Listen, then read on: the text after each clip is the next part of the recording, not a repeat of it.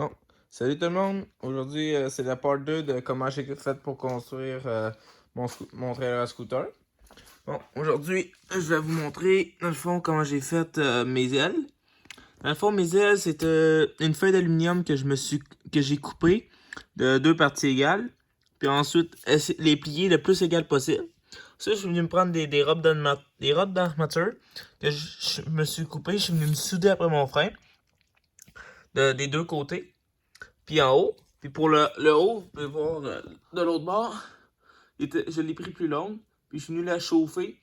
Puis pour la plier à 90 degrés.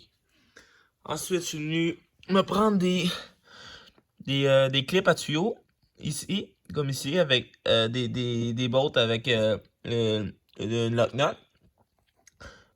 Ici, ils sont utilisés normalement en bas. Mais en haut, je les ai dépliés puis pour les mettre à plat pour pouvoir tenir ça bien solide.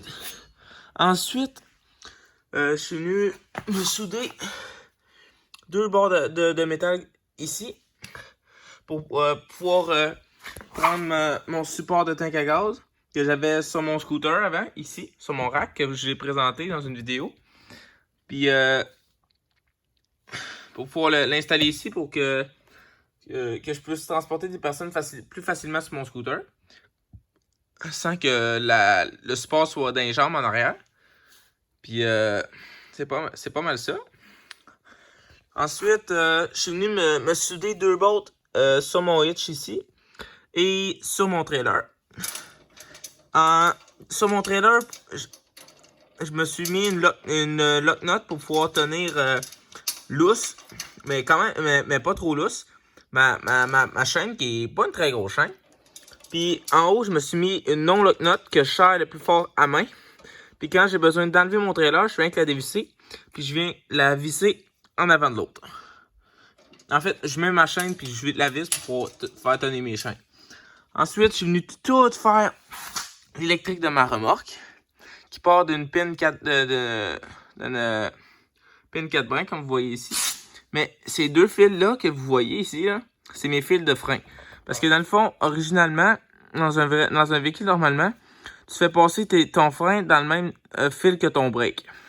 Mais moi, ça faisait fucker mes lumières quand quand je breakais, ça faisait allumer mes flashers. Puis quand je mettais mes flashers, ça faisait bugger mon scooter. Fait après ça, je me suis passé ça dans un loom avec tapé pour pouvoir protéger mes fils.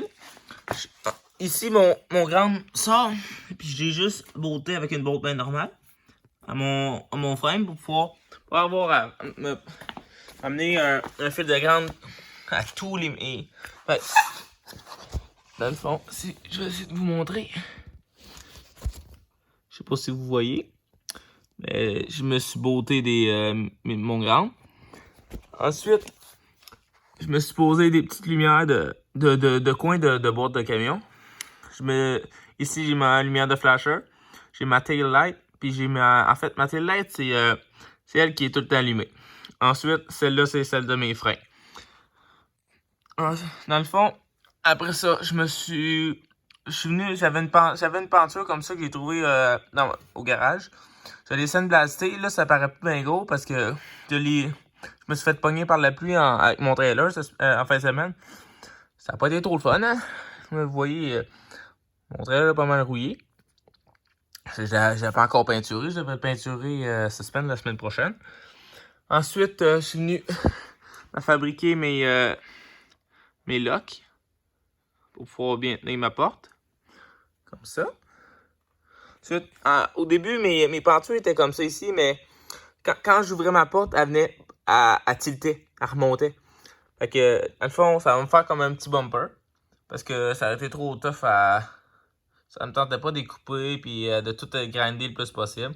Ça va me faire comme un petit bumper, puis c'est pas comme si c'était lettre, là, non plus. Puis ensuite, vu que mon support de tank à gaz n'est plus sur mon scooter avec mon rack, comme vous voyez, direct là, pour mon weed eater, je suis venu faire la même chose. Je suis venu prendre les roteurs que j'avais coupés de ce bout ici, puis de l'autre bord. Je suis venu m'y couper égal, puis je suis venu m'y souder après ma remorque. Puis j'ai fait comme l'autre, mais avec des bouts plus longs. j'ai coupé un tube de cette largeur-ci. Puis ensuite, je l'ai coupé en deux. Je suis venu me souder ça. J'ai mis bien du tape à hockey pour moi maganer mon éditeur possible. Puis parce que sinon, mon éditeur était trop dans le fond. Comme ça, il était parfait. Fait que c'est tout pour cette vidéo. Si vous avez aimé, likez, abonnez-vous. Puis on se revoit dans une prochaine vidéo.